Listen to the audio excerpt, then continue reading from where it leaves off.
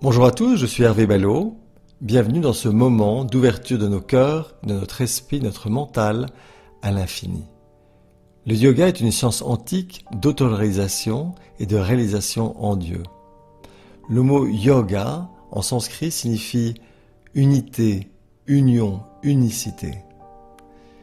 Le yoga consiste en reporter notre attention et notre conscience à se reposer dans sa nature spirituelle essentielle.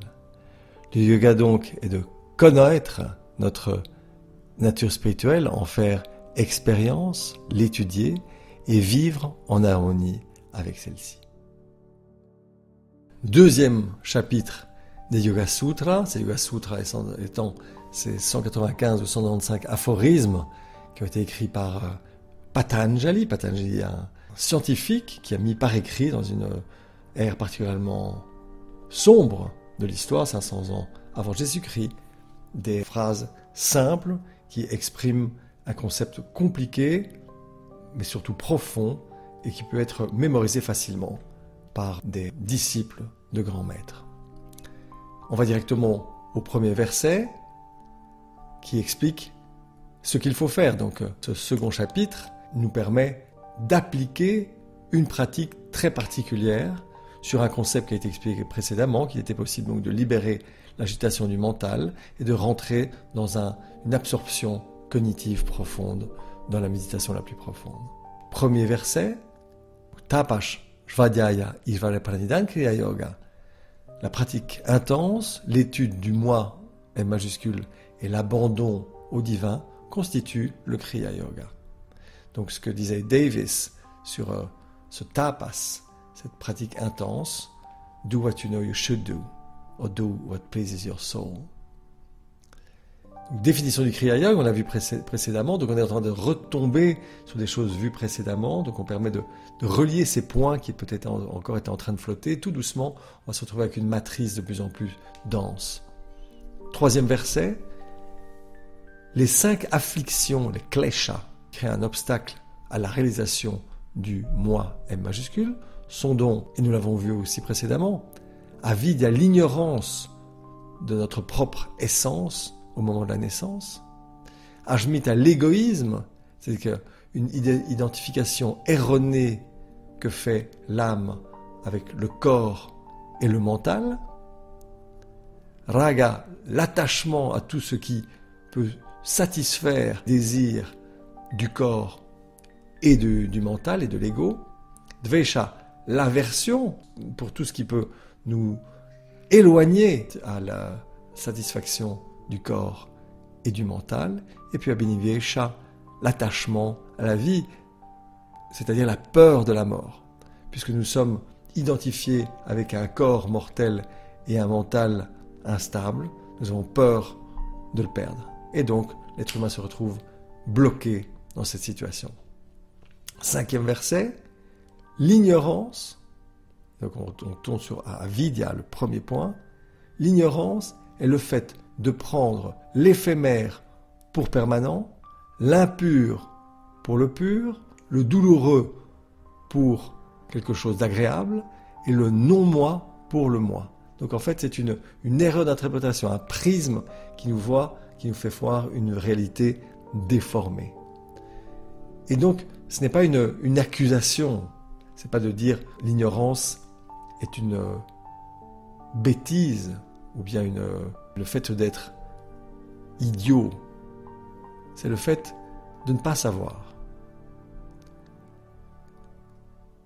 Suit tout un nombre de versets qui parlent du réservoir du karma, les impressions mentales qui sont logées dans la partie plus cachée du mental et qui se répètent lors de générations, ce karma naturellement qui peut être représenté par notre destin d'un côté et notre libre arbitre de l'autre. Nous l'avons vu précédemment, donc retombe sur des points déjà connus.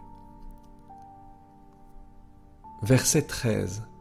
Pour toute la durée de temps durant laquelle la vie existera, c'est-à-dire que le mental conservera des attractions et des aversions tout au long d'incarnations successives, même ces fruits continueront à exister c'est-à-dire ces impressions mentales dans le karma, ashaya, dans le réservoir du karma, donc ces fruits karmiques, conditionneront les conditions de la renaissance dans une prochaine incarnation, la durée de la nouvelle vie et les types d'expériences qui seront vécues dans cette nouvelle vie. Donc c'est quelque chose qui est énorme.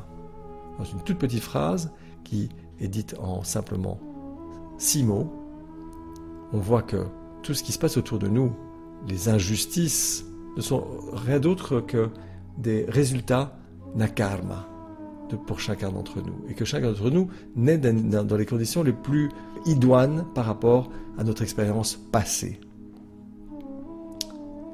16e verset, ce qu'il faut être évité est la souffrance future. Souffrance future, naturellement, qui dépend du réservoir karma shaya, du karma.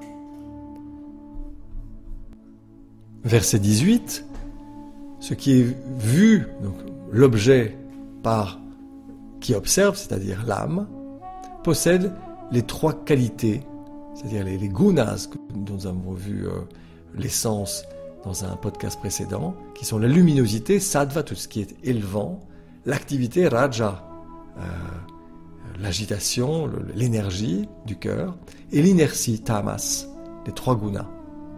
Ce qui est vu est constitué de ces éléments et constitue les organes du sens, dont le but est de servir le grand moi. Donc on retombe sur ces grandes qualités, ces 3 éléments qui, rentrés en déséquilibre, créent un univers. Donc, petite phrase très importante. Verset 29, on arrive aux 8 branches du yoga.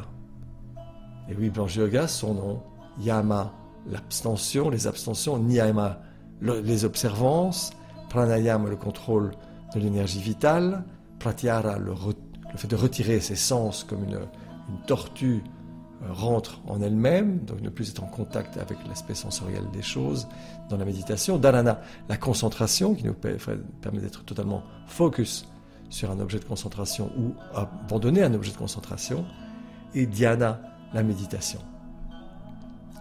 Explication des restrictions, on les a vues, les fameux yama, qui sont la non-violence, ahimsa, la vérité, satya, ashteya, ne pas voler les choses, brahmacharya, la juste utilisation des forces vitales, et aparigraha, le non-attachement aux objets des sens et aux résultats de l'action.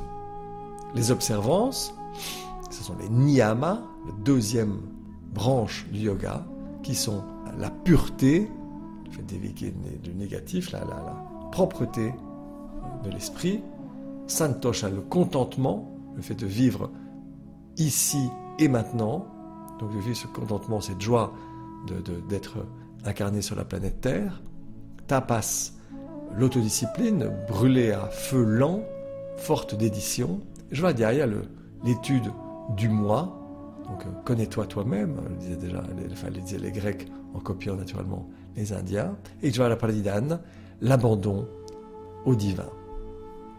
On passe rapidement sur un autre point qui est le verset 31, qui est extrêmement important, qui est quelque chose de totalement révolutionnaire, qui nous dit que cette grande résolution qui est de se pouvoir s'élever spirituellement et d'arriver à une illumination, de se libérer complètement de ce carcan du corps et du mental, cette grande résolution est universelle et n'est pas limitée par la caste, le lieu où elle est pratiquée, le moment dans le temps où elle est pratiquée, c'est-à-dire dans quel siècle elle est pratiquée, dans quel moment sur notre planète elle est pratiquée, et les circonstances propres de la personne qui la pratique. C'est-à-dire, en fait, c'est une grande liberté.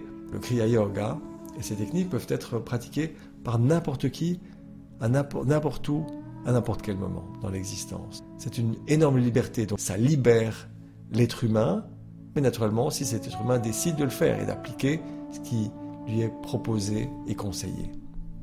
Verset 33, autre grande règle, quand une personne est dominée par des pensées négatives, il faudrait cultiver leur contraire, c'est-à-dire des pensées positives, ce qu'on appelle le Pratipaksha Bhavanan.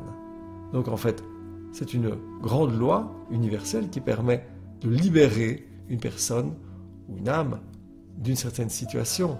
Si tu vois quelque chose qui ne te plaît pas, fais le contraire. Donc applique le contraire. Sans vouloir forcer les autres à te suivre, applique le contraire. Tu vis dans la violence verbale, applique le contraire. Donc chaque fois faire le contraire, répondre par le contraire. C'est Christ qui disait tendre l'autre joue.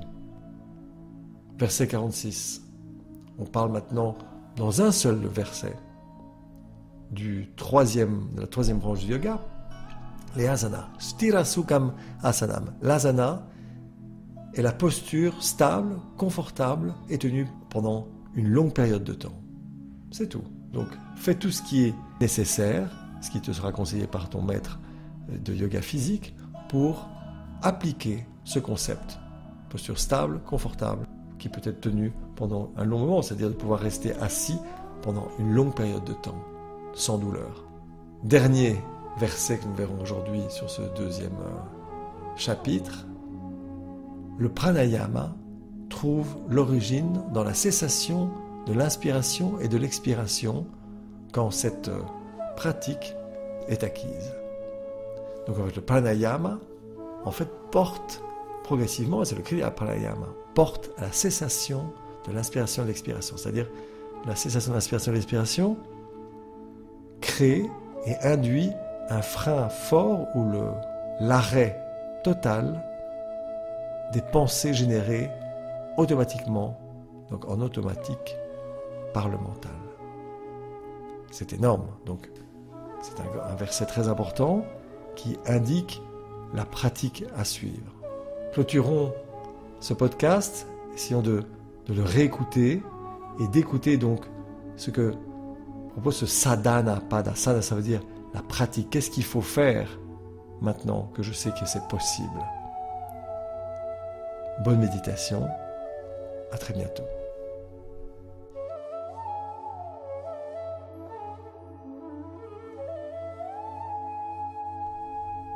Nous nous préparons à notre méditation quotidienne, assis confortablement avec le dos droit, arqué, sans appui, épaules basses, relaxées, nuque allongée, sans tension, épaules en arrière, poitrine en avant, nuque allongée, menton bas, le regard au troisième œil dans le Kutashta, le Yin Tang chinois. Avec la langue, prenons Ardha Keshari Mudra, la pointe de la langue dans la partie molle du palais, légèrement. Abandonnons notre respiration en ce rythme naturel, sans le contrôler. Maintenant, entrons à l'intérieur. Ouvrons notre cœur et notre esprit à l'infini, à la pure conscience omniprésente. Nous y sommes immergés. Elle s'exprime en nous, autour de nous, à travers nous, dans tout et tous ce qui est. Une seule vie, une seule présence, une seule puissance, une seule réalité unique connue sous tant de noms, esprit, absolu, conscience, sagesse, Dieu, Purusha, Ishvara, Allah, Jéhovah, Rama, Satanamaha. Cette réalité est la source, le support et la substance de tout et tous ce qui est dans l'univers, partout et à chaque instant. Nous en sommes la manifestation. Reconnaissons que précisément ici où nous sommes, juste maintenant, à ce moment précis, cette réalité est totalement présente, pleinement éveillée et active à travers nous. Prenons conscience et rappelons-nous que nous sommes comme des vagues sur l'océan de cette conscience divine.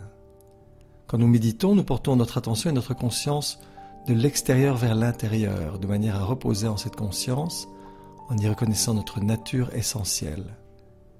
Nous tournons simplement notre attention de la périphérie de notre conscience vers la profondeur au fond de nous, comme les vagues retournent vers la mer. Prenons conscience de notre respiration, observons son flux naturel. Inspirons et expirons profondément. Inspirons, chantant mentalement le mantra Hang, l'énergie monte. Expirons, So, abandonnant toute pensée ou concept erroné de séparation. Observons et laissons pensées et sentiments flotter dans l'esprit, et sans plus les écouter, les laissons s'en aller au loin. Si des pensées, sensations physiques, corporelles ou des bruits dans l'environnement distraient notre attention, retournons doucement à l'observation du mantra Hong So.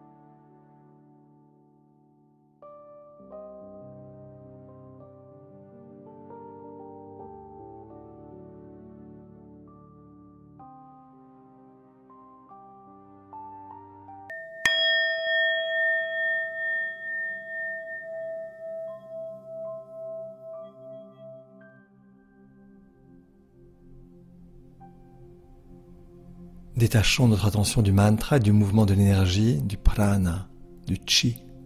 Reprenons conscience de notre corps physique, de son poids sur le sol, et faisons une longue inspiration suivie d'un long soupir. La paix émane de l'essence de notre être et envahit notre mental, notre nature émotive et notre corps physique. Nous pouvons emmener avec nous partout et à chaque instant cette paix portative, comme disait Paramahansa Yogananda. Lentement, gentiment, quand tu es prêt, ouvre les yeux. Maintenant que nous reposons dans cette paix, laissons-la s'épancher vers l'extérieur, comme grâce pour tous les êtres, partout et à chaque instant. Que ta lumière intérieure illumine le monde et rappelle-toi de porter dans le silence de ton cœur paix et joie à tous ceux que tu rencontreras. Namasté.